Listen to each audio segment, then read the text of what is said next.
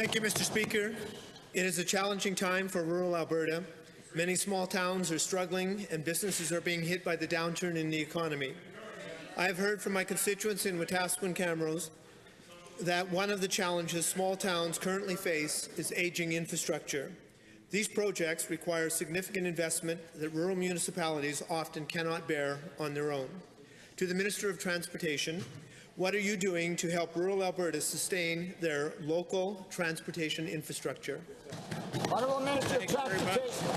Thank you very much, Mr. Speaker. And our government has chosen to significantly invest in improving the infrastructure throughout the province, urban and rural, north and south, to help stimulate the economy and to keep Albertans working, Mr. Speaker.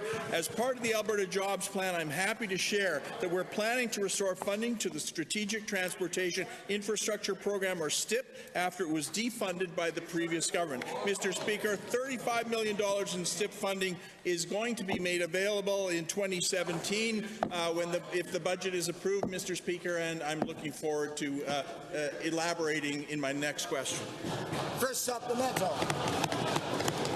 Thank you, Mr. Speaker. Given that STIP has existed for many years and some municipalities have asked for changes in the way it is delivered, to the same minister, what changes have you implemented to reflect the needs of rural municipalities?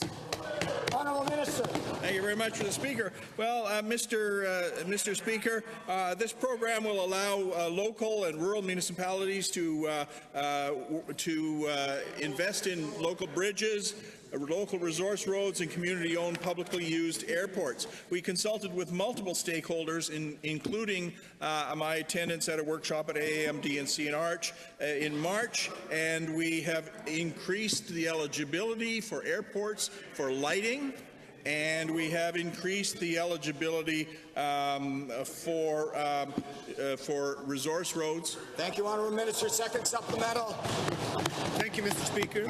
Again, to the same minister, can you speak to the timelines for when rural communities like Wetaskiwin and Camrose will be able to apply and access that funding?